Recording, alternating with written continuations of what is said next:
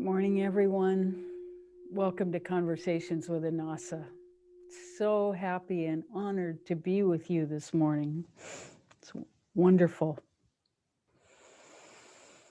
So let's begin with meditation. So take a deep breath and bring your attention inside.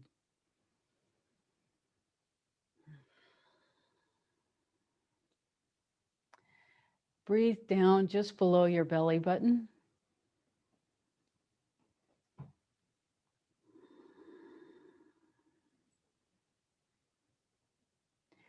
And try to make a little space between the in-breath and the out-breath. And take your attention into that space.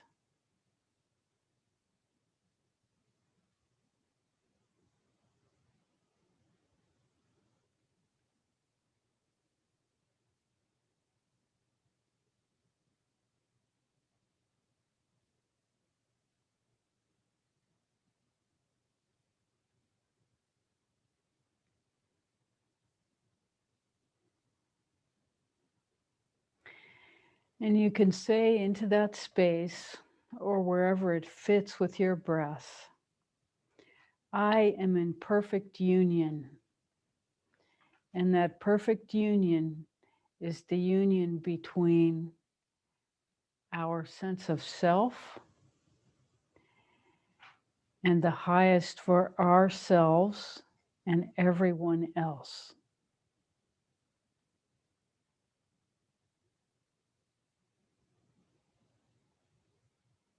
So we're breathing into the highest potential for us and the highest potential for the human collective in union with source energy. So you breathe into the space just below your belly button. I am in perfect union.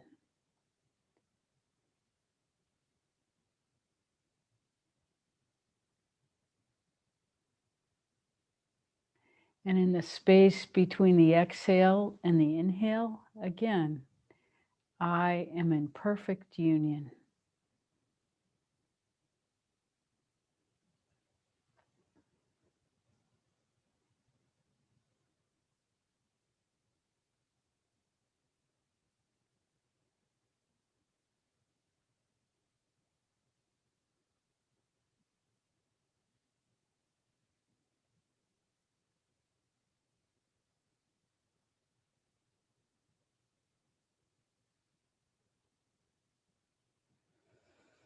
Gently drop your attention down to the tip of the tailbone. In between the breaths, I am in perfect union.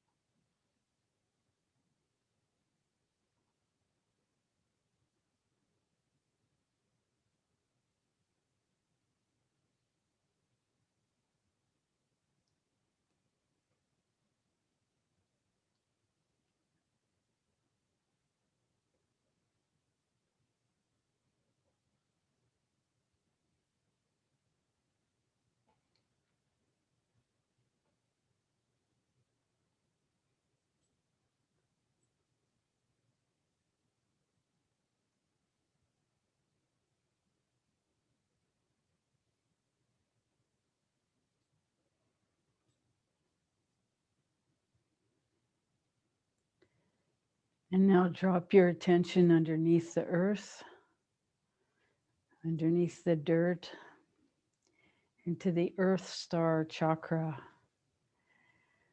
I am in perfect union.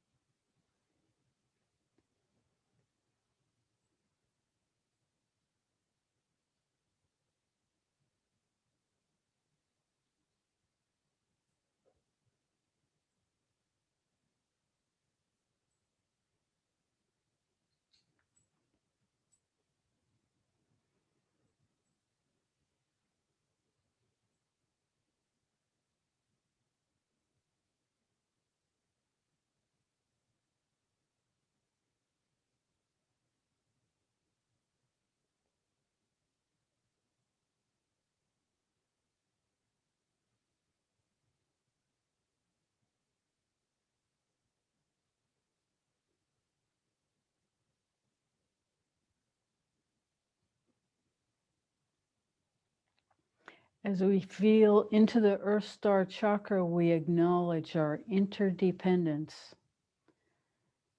with the planet and everything that exists on the planet.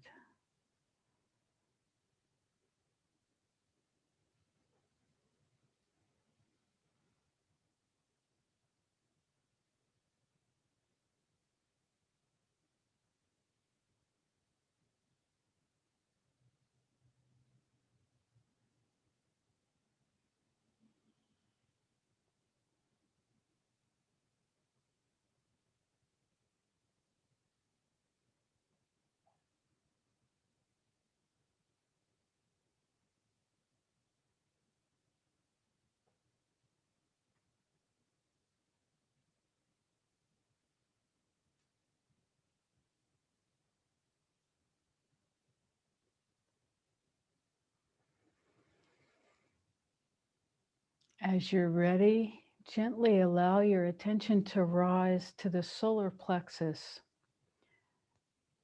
just immediately under the base of the rib cage in the front of your body, actually in the center between the front and the back. Breathe into this space. I am in perfect union.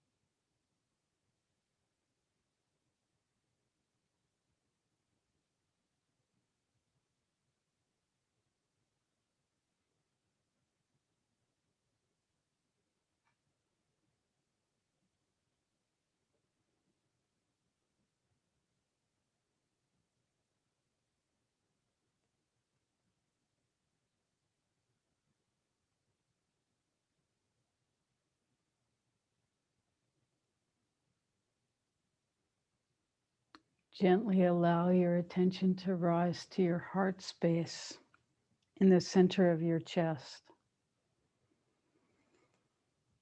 I am in perfect union in between the breaths.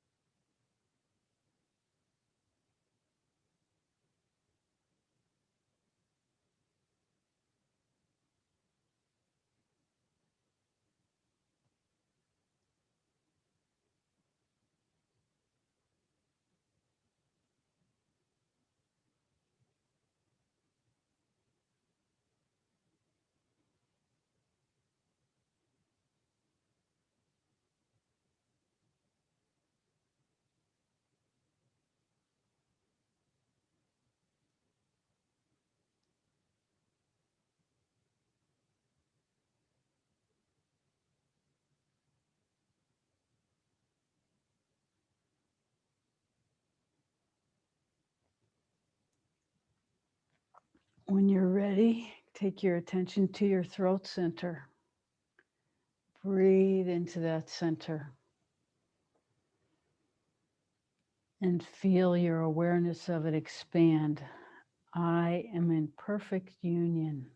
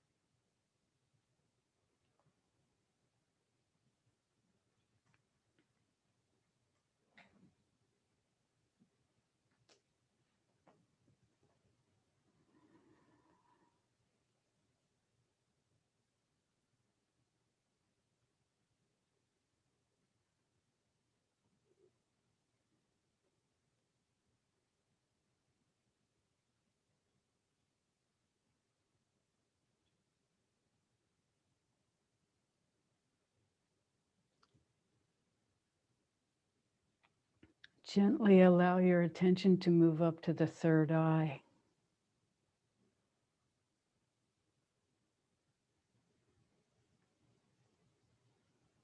Between the breaths, I am in perfect union.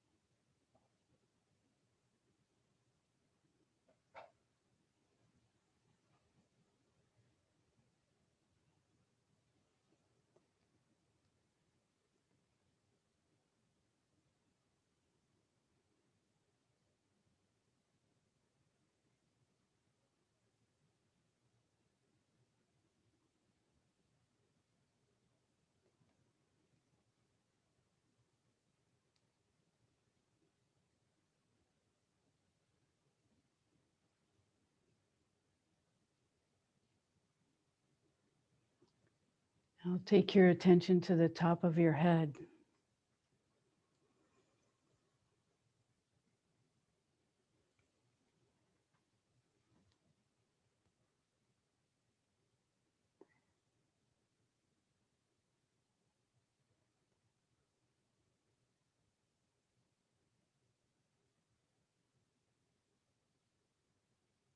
I am in perfect union.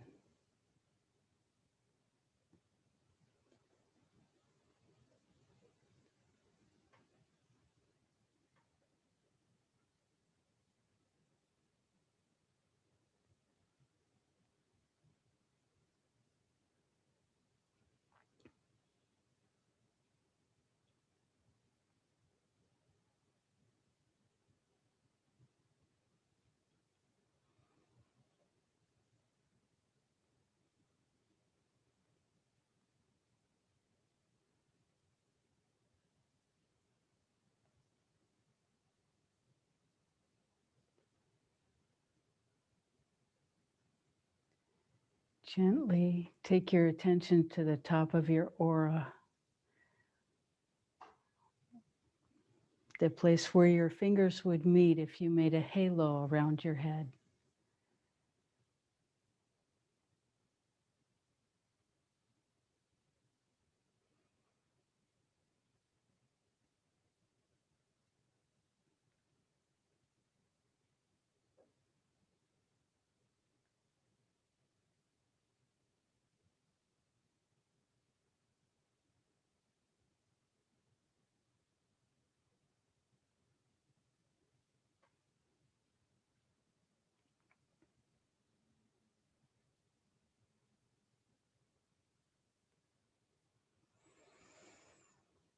And when you're ready, breathe from the top of the aura to the earth and back again, with the mantra in between, I am in perfect union.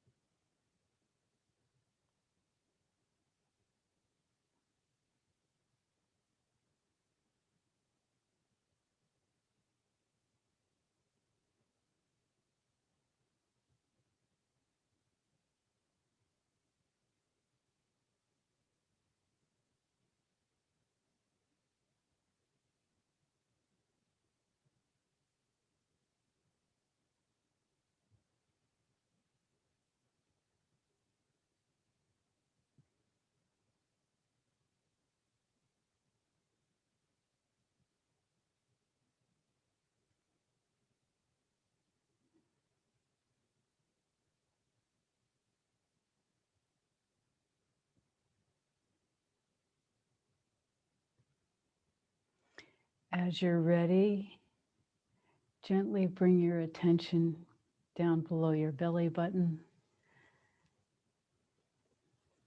and come back into the room. Welcome this morning. So happy to be here with you. How may we serve today?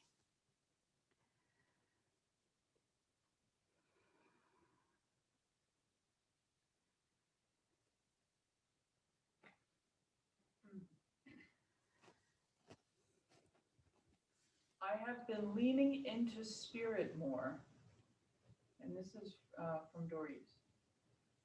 How do I distinguish the spirit, the knowing of spirit versus my own mind and thoughts?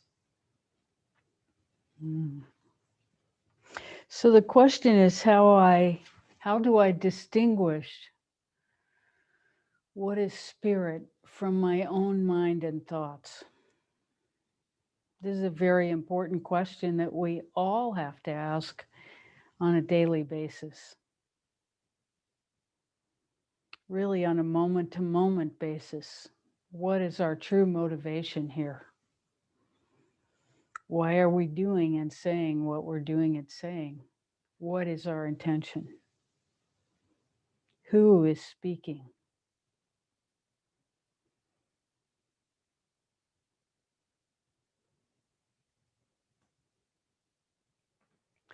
So this is the discrimination that comes with some spiritual maturity.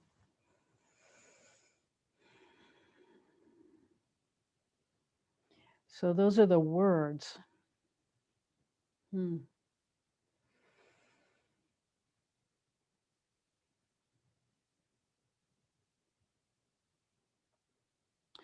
know, we can tell a lot about our motivation by our feeling sense. We can tell where the motivation is coming from in us. If we take a minute to feel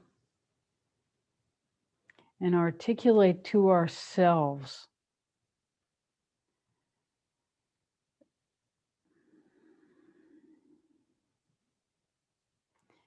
with as much honesty as we can muster where a particular motivation is coming from in us, to really honestly look.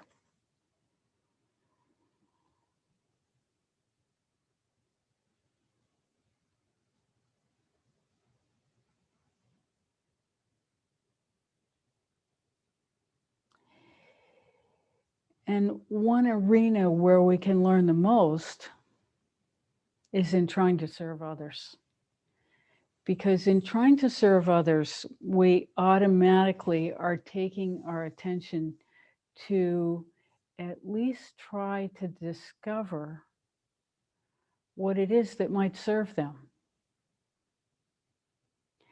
And very often we'll discover that we're trying to serve ourselves in serving them, like we want them to change in some way. So we're trying to do something to facilitate that change. And so even service can be tricky, but as long as we know that that's going to be our tendency to influence in that way, then service can be a real arena where we begin to discover how to acknowledge that we're in a world with others and how to begin to see how our actions play out in trying to be helpful. So that's a really good arena to examine motivation.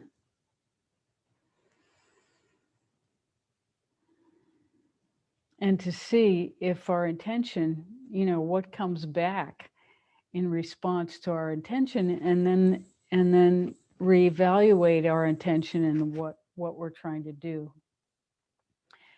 Now, in terms of inner awareness,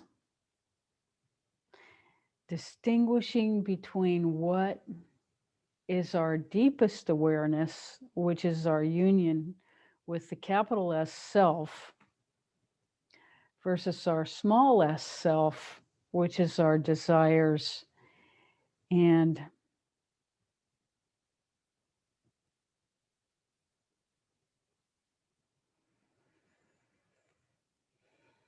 It's mostly our desires.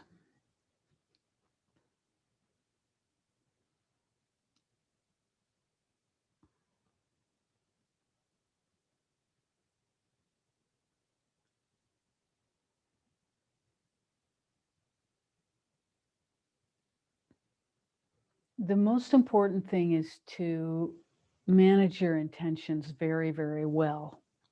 Because if your intention is to serve the whole, you pretty much can't go wrong. You'll just learn what works and what doesn't. Very often, our unexamined intention is to serve ourselves. And so we spend most of our lives figuring out where that does and doesn't take us. And that's what brings most of us to a desire to grow spiritually, is because we understand that following our cravings and desires doesn't necessarily lead to the kind of fulfillment in our lives that we really want, that it doesn't lead to joy, love, peace, and happiness. So intention is really, really a key motivator that we have complete control over in ourselves if we endeavor to make our lives that way.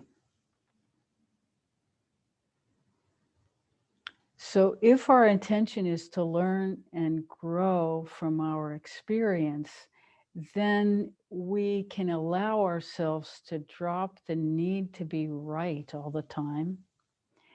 And then that can give us access to feedback that we normally would not allow, because if we're just trying to fulfill our own desire, then we're not so interested in feedback in terms of whether or not we're serving. We're more interested in the feedback of whether or not we get what we want.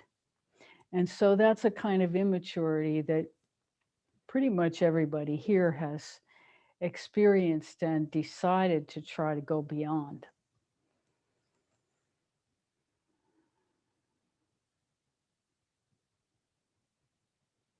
There are, for all of us, we'll call it hot moments, when Spirit speaks to us and redirects us. And most of us have experienced that, and that's another reason why we're here. Because there are critical moments in our lives where there have been decision points, action points that just have to happen like that, and suddenly we know what to do and how to behave. And that is very often our guidance system coming in to show us in that moment, to direct us in that moment. And most of us have experienced that at some point, whether we attributed it to, our highest selves or not. Those moments are the ones that we cherish, because there's a certain kind of alignment that we're shown in those moments that can become a reference point to true alignment. And in those hot moments, if we can take that second to breathe and ask for the knowing to do the highest best, then we will, at the very minimum, learn from our experience and be open to that feedback.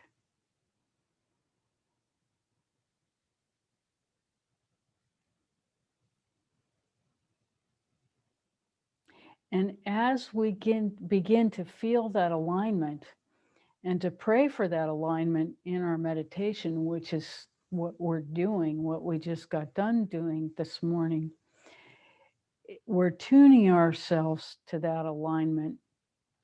And so that we're aware when we're not, when our emotions are out of control and we're not in that alignment, or when something else has happened and we've gotten out of alignment,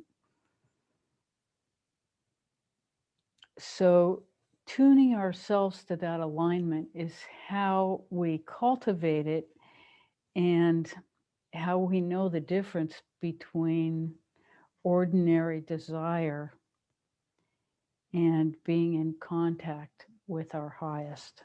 That's how we'll talk about it.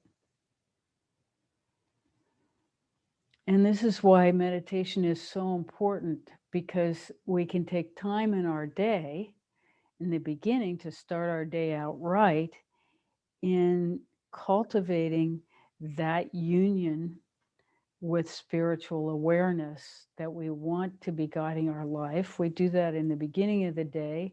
And then if we find ourselves out of alignment, we do it at any time in the day. We just regulate our breathing. We feel inside. We say, I am in perfect union. And we just hold to that feeling until it's true. And then if we can, at the end of the day, and do a little bit of practice too to align ourselves so that in the night we're cultivating that alignment 24/7. We're asking our guidance to be present and to guide our nightly experience when the controls are down.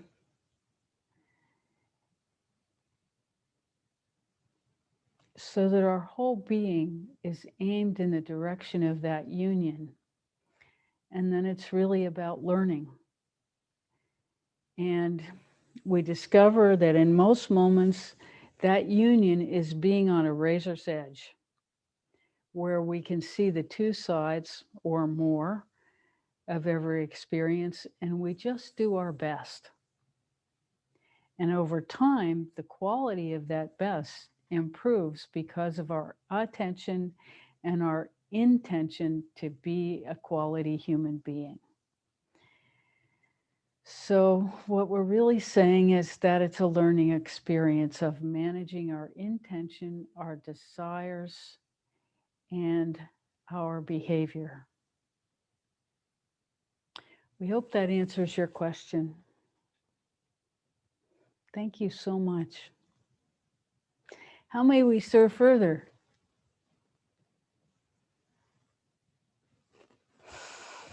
Hmm.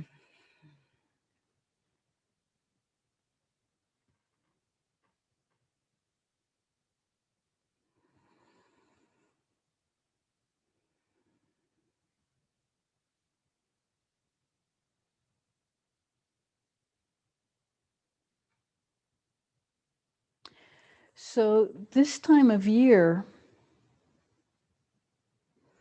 is a naturally more internal one than most times of year, especially as the darkness is increasing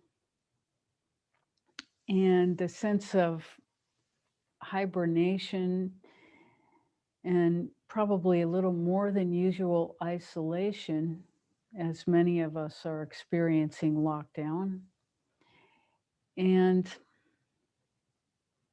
a tendency to be more inward. This is also in Chinese medicine the time of year where dying takes place. What is not meant to go forward through another winter will naturally slough off at this time. And so this happens throughout the animal kingdom, of which we are part of.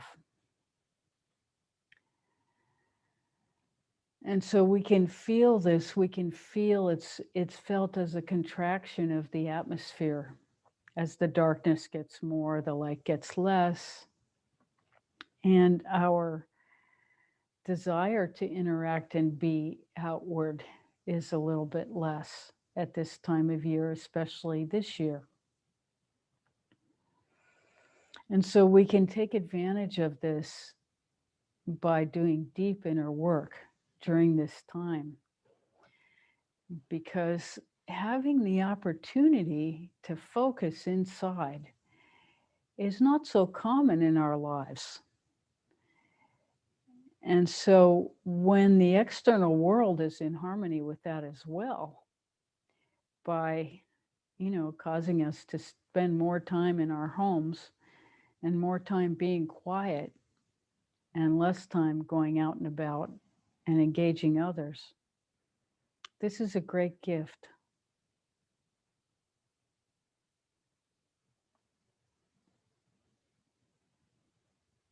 Because it's rare to have the harmony of life encouraging us to be quiet at the same time as our desire to be quiet. So, this is a wonderful time for that, for inward reflection and inner work.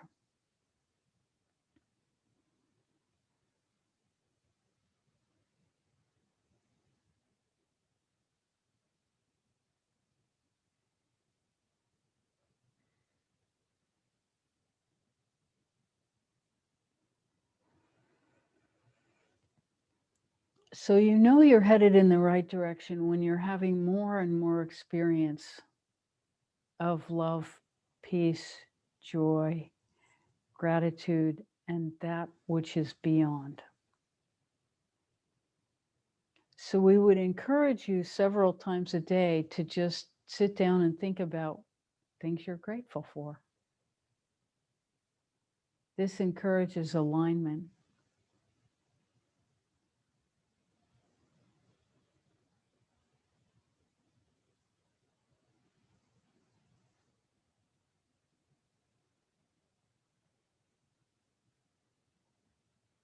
And of course, this is why many of us were taught to express gratitude in prayer before we eat.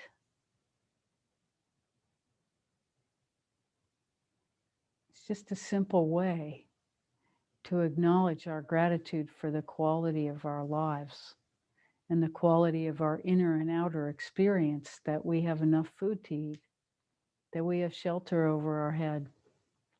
And this transcends any religious identity. It's just simple gratitude.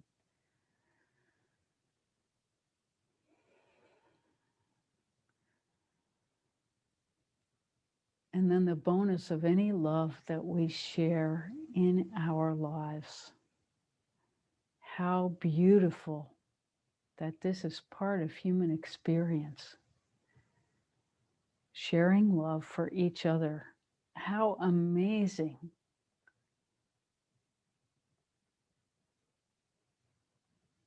And not to mention the love that we begin to experience inside ourselves as we love that source that we're made of, as we sort ourselves out into alignment.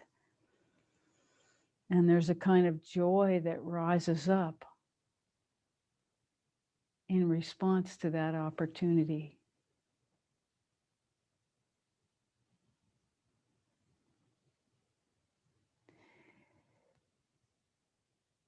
But the easiest and quickest way for us to get there is with gratitude, because we all have a lot to be grateful for.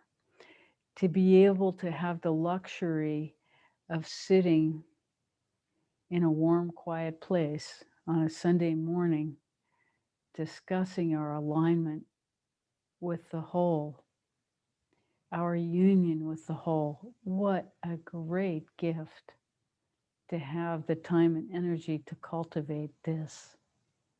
There's nothing higher in life. Nothing. What a gift.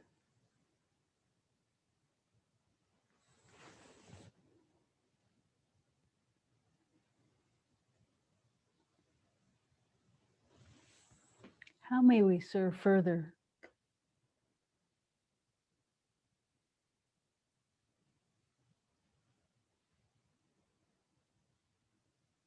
Mm-hmm.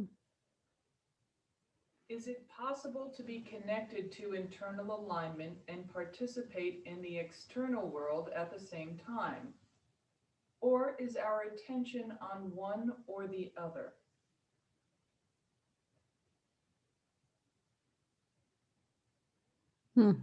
The answer is yes, all of the above.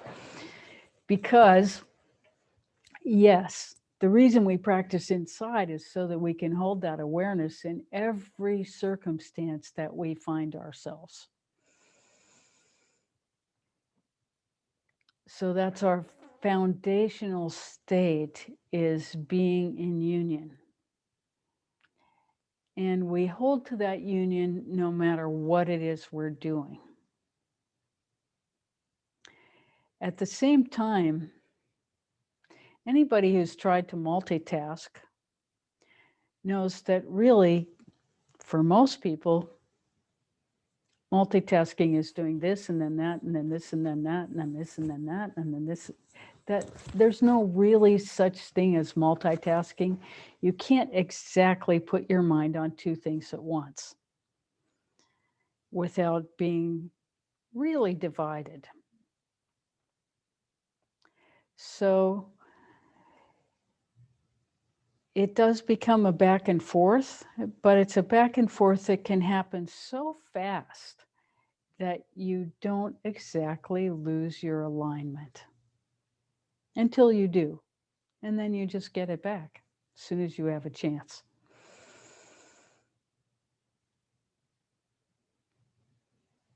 And this is true no matter what stage of your evolution. As we said, it's a razor's edge. It's hard to stand on a razor's edge and hold it. You know, sometimes it will turn into a very solid ledge. And those times we're really, really grateful. But most of the time it's a tricky thing staying in balance. And that's why we practice, because we do get better at it over time. But as that happens, the challenges that happen also become more intense.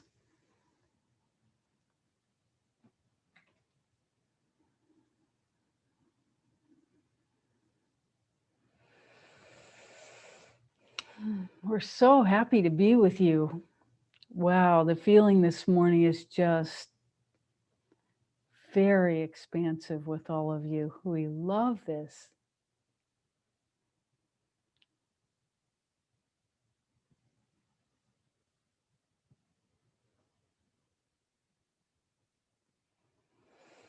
How may we serve further? How is it that our blueprint is out of alignment with our highest self? How is it that our blueprint is out of alignment with our highest self? This is not possible. Our blueprint and our alignment with our highest self are one and the same.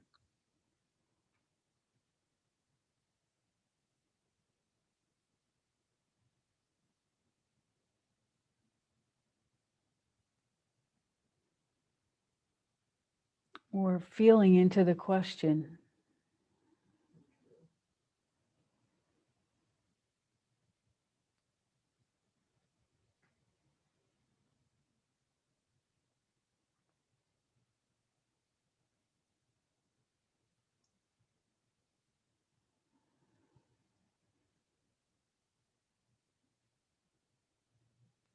Our blueprint is about how to access the highest part of ourselves.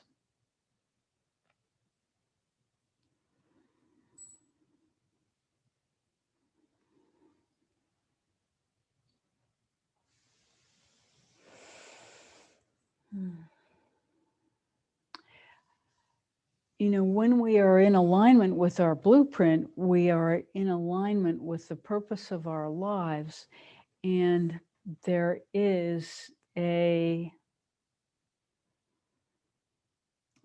no longer any need for fear of competition, because the way life is, nobody has a blueprint that's identical to ours. So we can be confident in our uniqueness, and that as we put our attention on expressing our blueprint, it will find its way through to expression. Because this is the nature of alignment. So our blueprint, by its very nature, cannot be disharmonious with our highest best. We can certainly choose a path that is not harmonious with our blueprint or our highest best.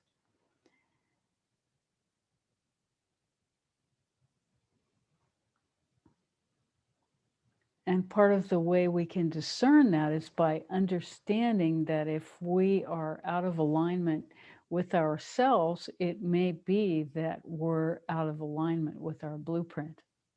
That's a possibility. Because we have free will, we may not always choose in our highest best, and we may not always be surrounded by people who encourage us to choose in our highest best. And so there's lots of room for miscalculation in terms of our outer expression. And then our matrix of belief, is informed by a culture that rewards certain things and punishes certain other things, which aren't always in alignment with our highest best.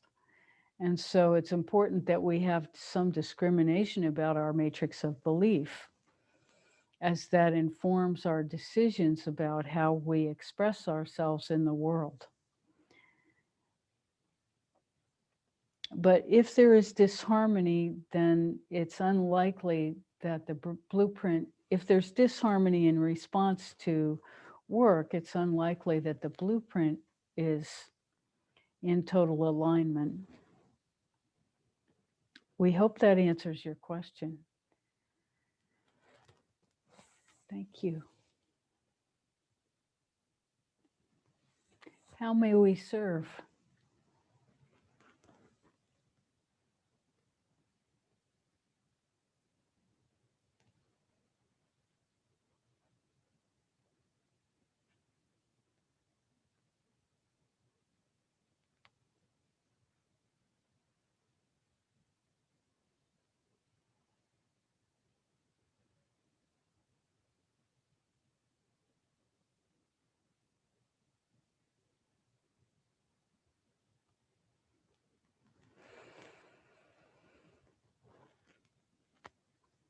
It's okay. We enjoy the silence just as much.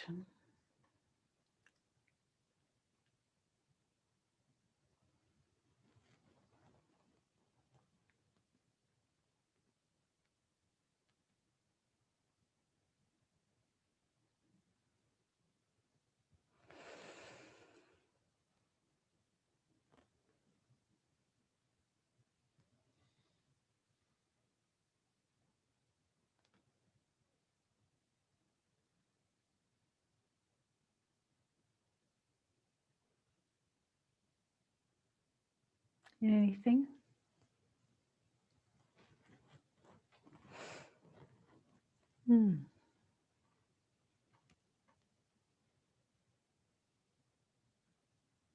We like this mantra, I am in perfect union, a lot, because it's a fifth dimensional mantra.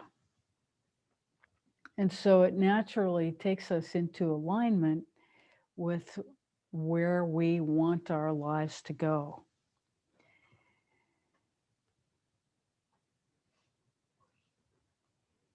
Yes?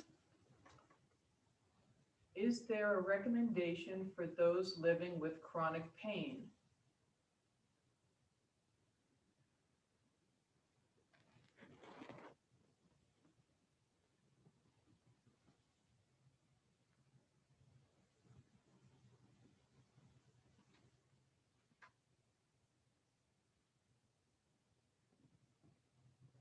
So the question is, what recommendation would there be for chronic pain?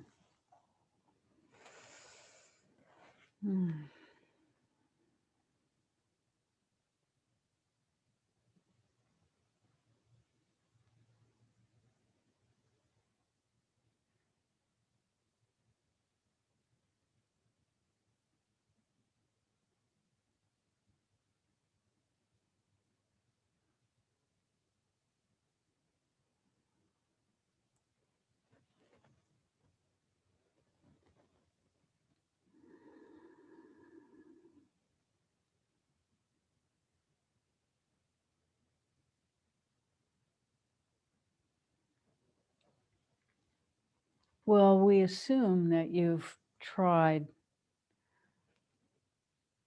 many, many things to alleviate the chronic pain. We'll name a few things.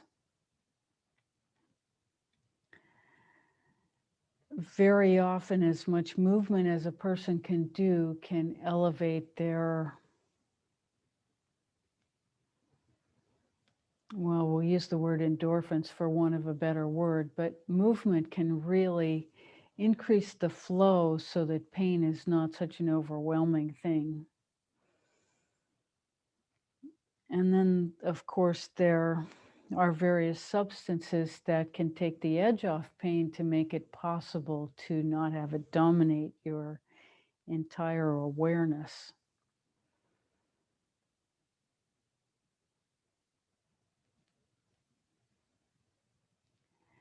And then there is a further decision that can be made to be at peace with the pain, to allow it to be and decide not to react. That is a possible decision. It is not easy.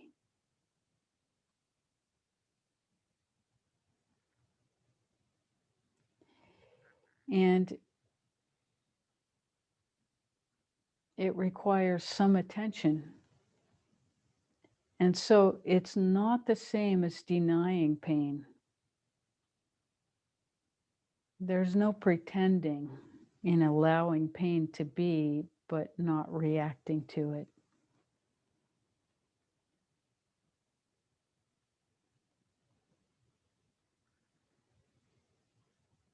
It's saying, I see you, I hear you, I feel you, but you're not number one in this moment. And you can decide to put your attention elsewhere, at least for certain amounts of time.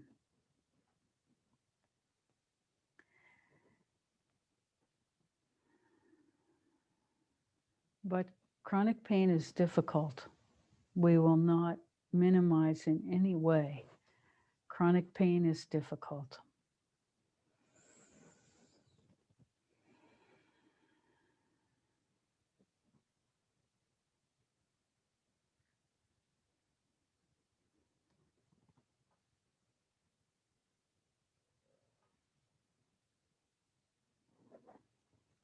There are other things you can investigate diet and see if that has any impact.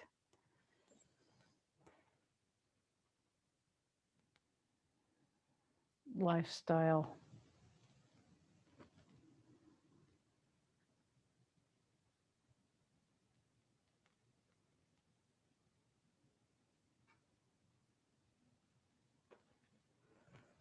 And then there's modern medicine, which can help some things, but not everything. And chronic pain is one of the symptoms of the walking wounded. But very often alternative health care, things like acupuncture, osteopathy, nutrition counseling, these things can all be helpful.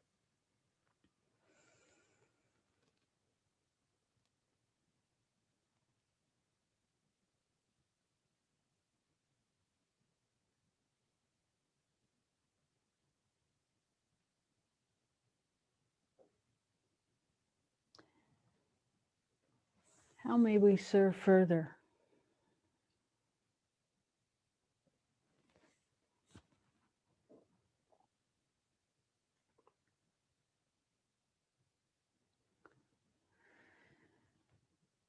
We all have pain and different kinds of pain at different times. There's emotional pain that can be as debilitating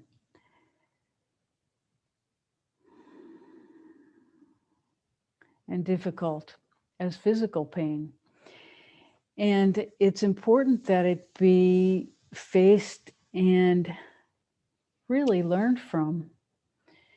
All of us experience illness and death of loved ones. at certain points in our lives, and the pain of that. And this is part of life.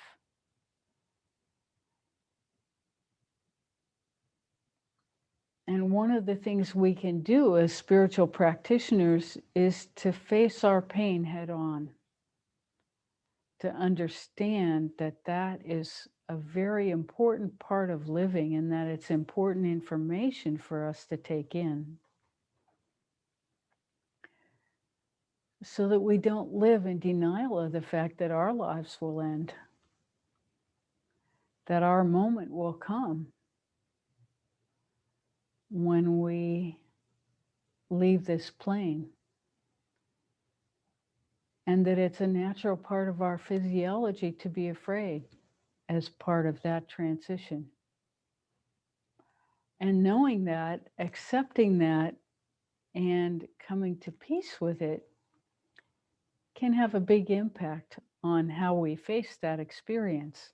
And in some ways, meditation practice and our embracing of it is our acknowledgement that this is where we're headed and that we want to try to do this well too.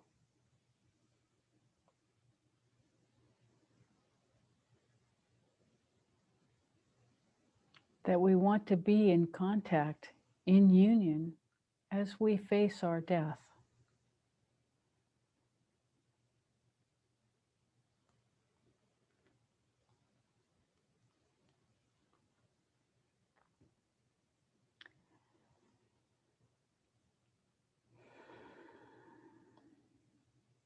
And it's very interesting, as things grow, as we grow as human beings, we grow in response to the stresses and strains that are put on our beings, very much like if you look at a tree in nature, you can see how some years it's been mangled by the wind and other stresses, years when it doesn't get as much nutrition as other years. And human beings are very much the same. We are profoundly influenced by the stresses and strains that happen to us as we go through our daily lives. And we grow.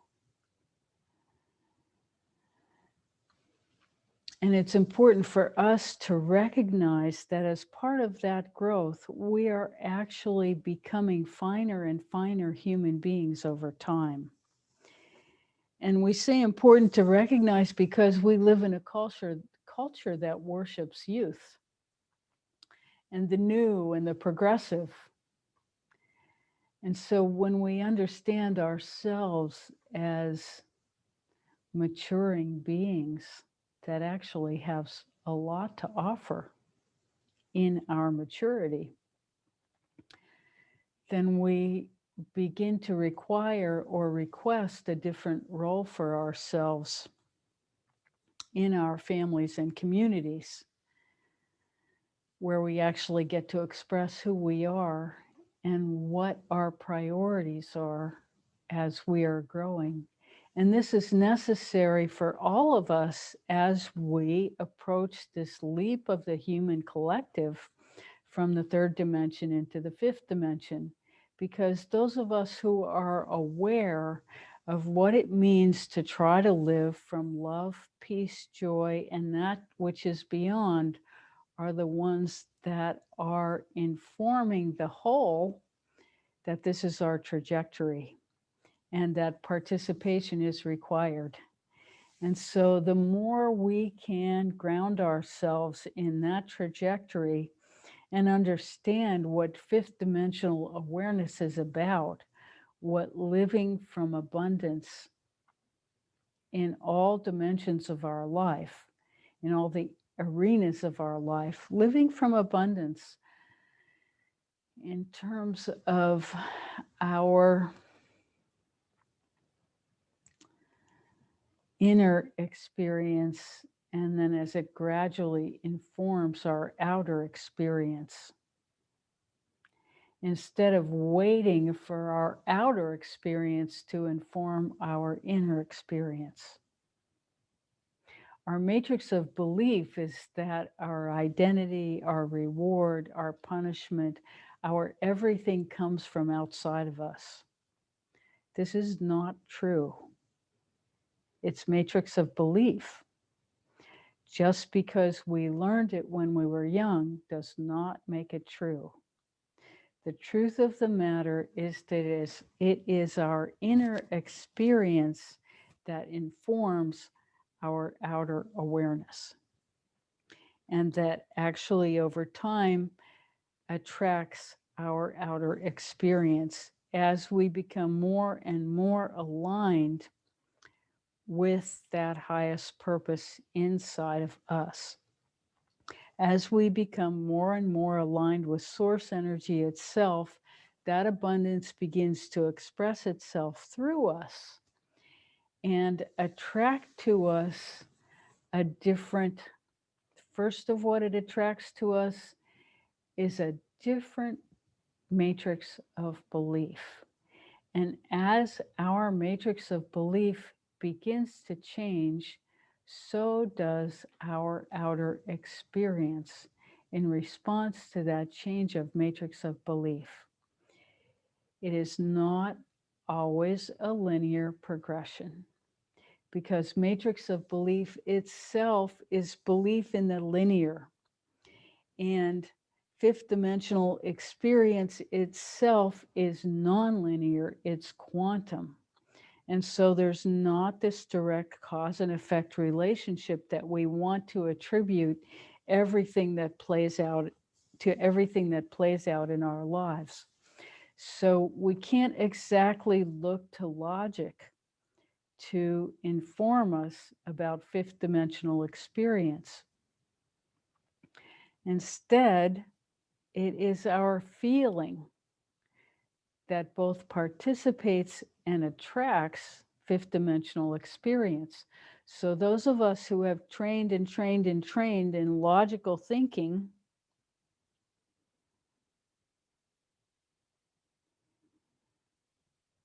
are forced to let go.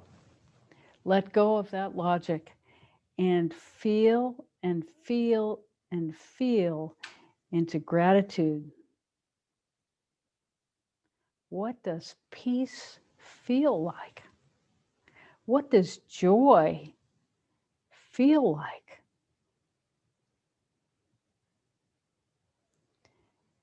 What is love? These are the questions we end up asking as we endeavor to align ourselves with fifth dimensional awareness, because we're going to remind you that fifth dimensional awareness is love, peace, joy, gratitude. These are the pointers that we have that point us toward that field, which is beyond those four experiences. That field is beyond language. And so we use our feeling to reorient ourselves to fifth dimensional awareness, knowing that it is beyond our logical mind.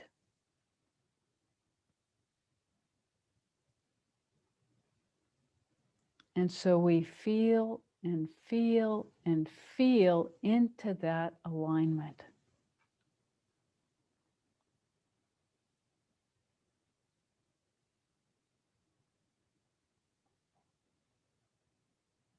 And as we do that, our access increases. And as that access increases, our experience of ourselves as spirit becomes really palpable, which brings us back to that first question of how do you know what's spirit and what's you? And as you begin to live more and more in spirit,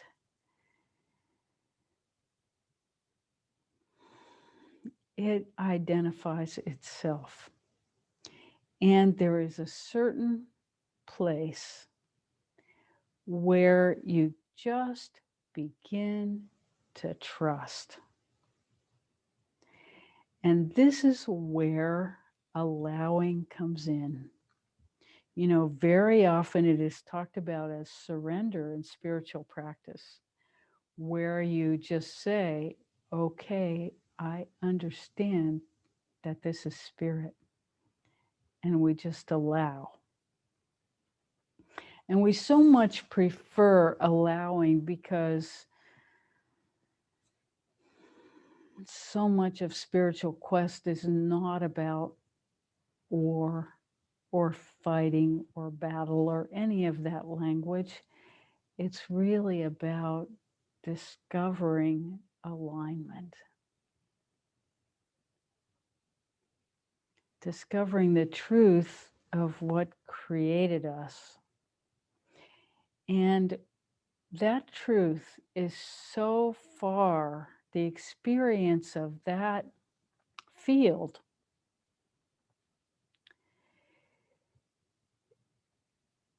is in a way so clear, so clearly spirit, that it is undeniable.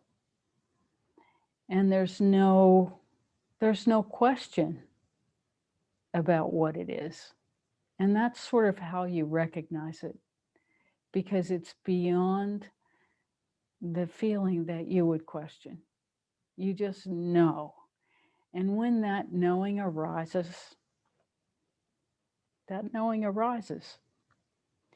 and it will subside, and it will come back again, and it will subside, and it will come back again, until the confidence in that knowing and the availability of that knowing becomes unshakable.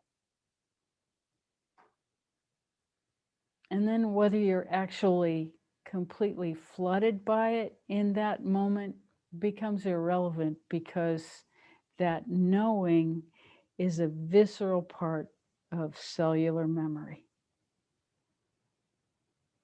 But it's not that you're reliving or reactivating a memory. It is who and what you are. We hope that makes sense.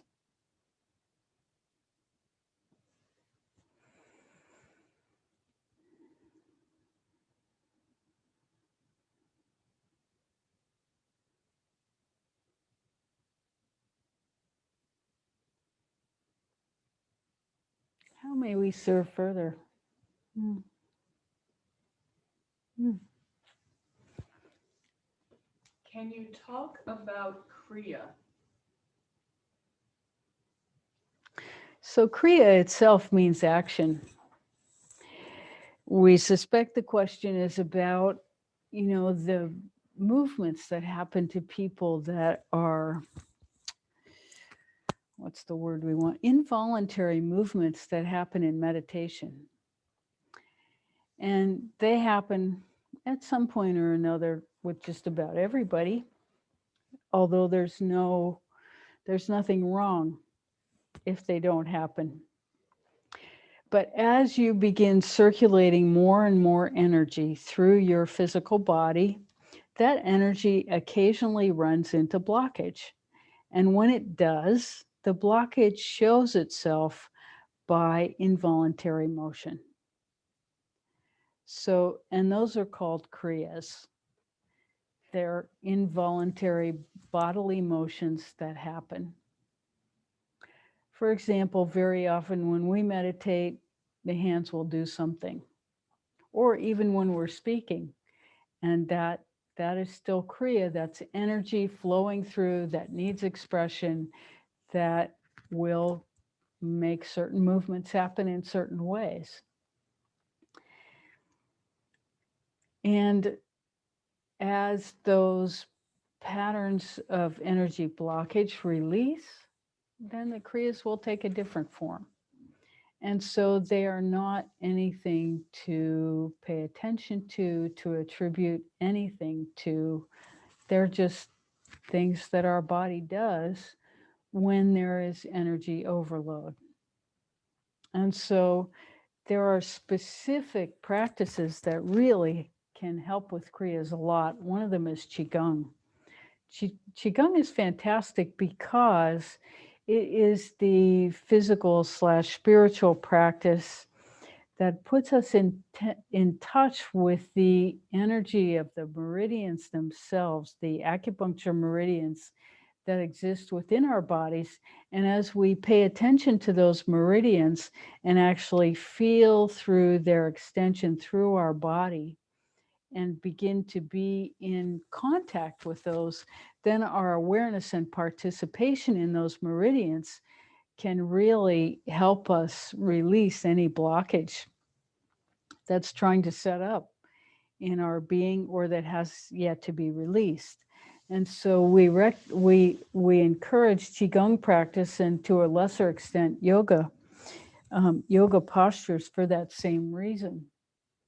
Yoga is not so directly aligned with the meridians always. Is that true?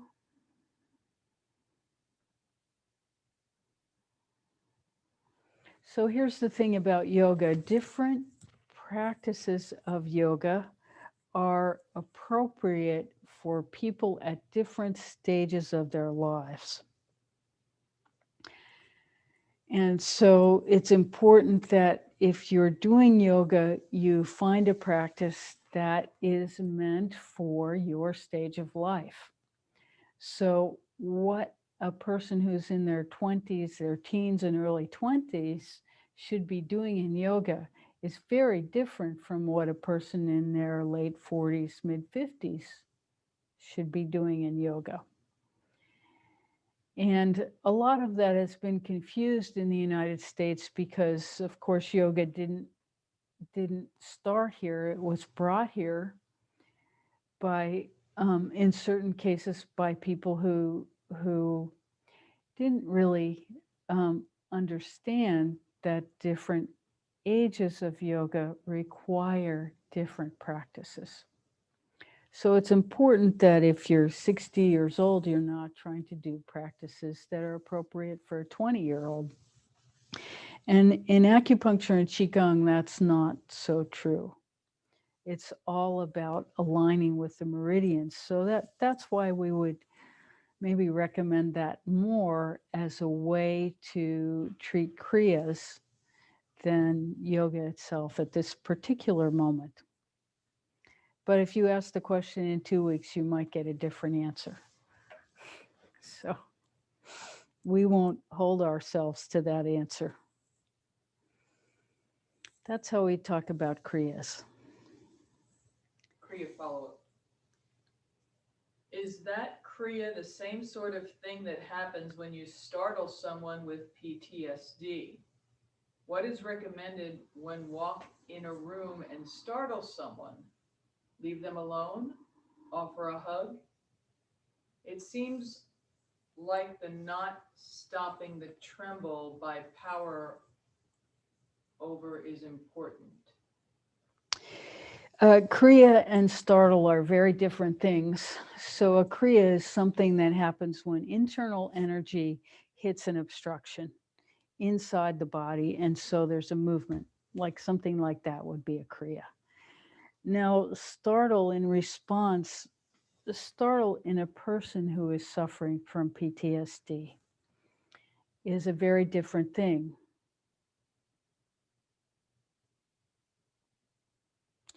So very often with PTSD, there is a hyperstimulus response. We're speaking from Rebecca's medical knowledge. And that response is a response to any stimulus that happens in that field. And so it's never to be taken personally. And understanding that is the first requirement for another person who's around someone suffering from PTSD. It's not personal. And so probably the best thing to do is apologize for causing the startle and back away, allow the person to come into their own alignment again. And so, depending on the closeness of the relationship, you can be understanding, but allow the person to accommodate in their own way. But the first thing is don't take it personally. And the beautiful thing is that PTSD is something that with time, love, self-love, and practice, a person can recover much of the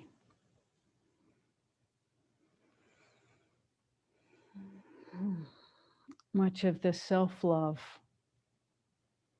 that was sacrificed in the beginning of this pattern. This is our experience, and we offer this as hope.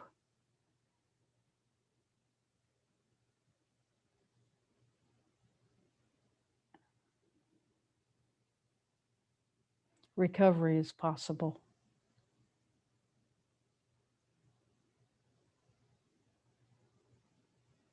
And it does not involve denial, but a practice of self-acceptance, self-love, embracing oneself. We have the love inside of us to heal any pattern that was ever put on us from the outside. We're going to say that again. We have the love within us to heal any pattern that was put on us from the outside. We have it. In seeking perfect alignment, that is exactly what we are seeking to express to ourselves. Perfect love that transcends any experience that ever happened to us. We contain that within ourselves, and we must offer it first of all to ourselves. Because unless we can love ourselves, how are we ever going to even know what it might feel like to love somebody else? We can't even know that experience until we've had it ourselves. And so we have to turn that light around. Something awful happened. Something awful happens that creates PTSD, often over and over and over. That doesn't make us awful. That just makes us needing more love. And there is no one who can't benefit from more love. And so we give it to ourselves.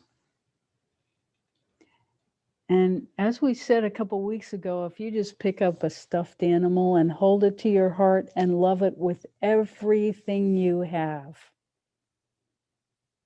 you are well on the way to healing any emotional pattern.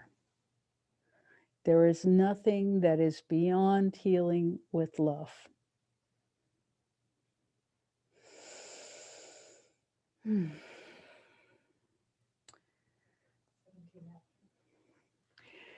Okay, so let's move into our second meditation with that theme. So let's feel for the experience of love. And let's start with gratitude to get there. So as you take your attention inside, let's go directly to our heart center. Think of 3 things that you're really grateful for.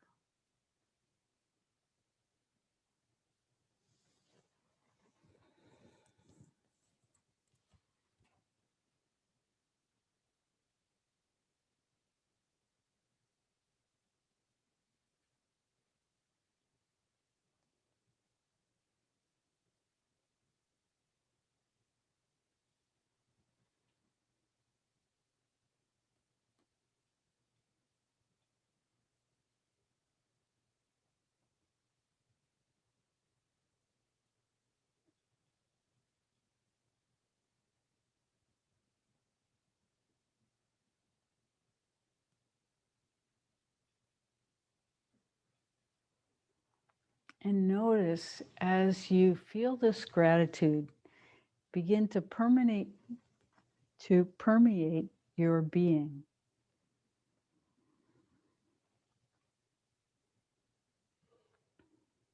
Notice that any heaviness just starts to fall out of you. Allow that gratitude. You can keep repeating those three things until you really feel it.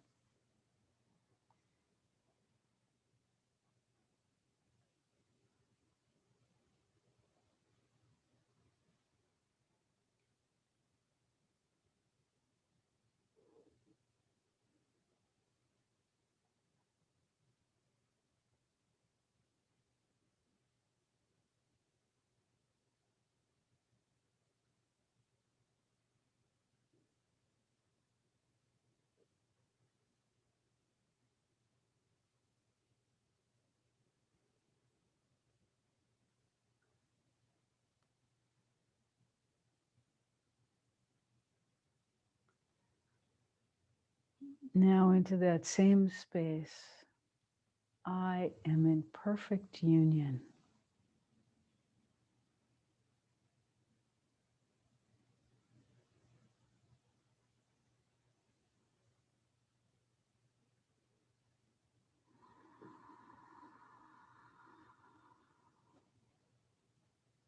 Allow that feeling to permeate everything that you are.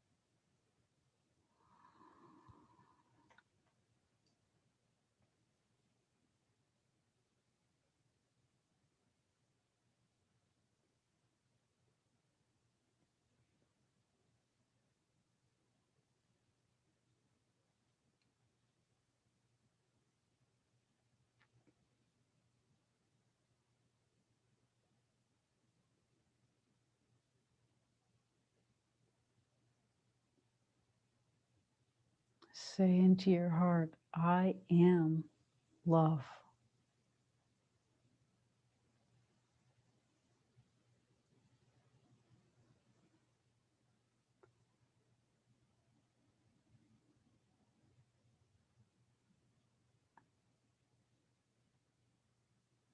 I am peace.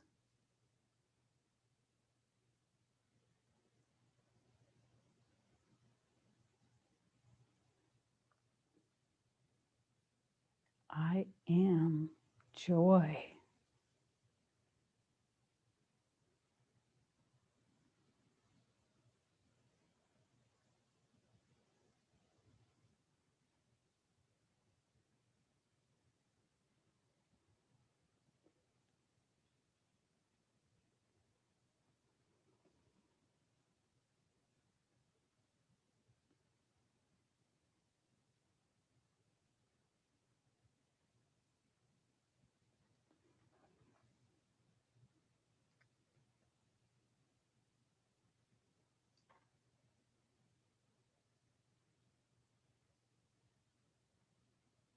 I am in perfect union.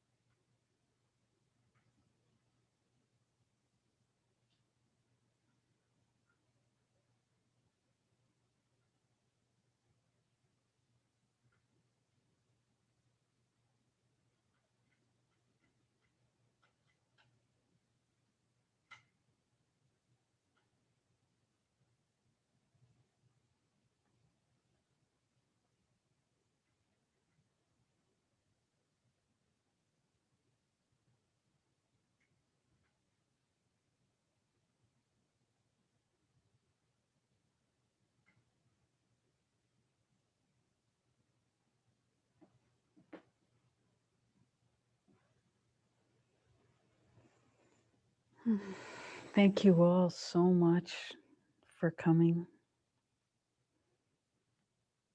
We are so delighted to be here with you. We've really totally enjoyed this time. We're so grateful. Such a blessing. Thank you all. Till next week. Oops.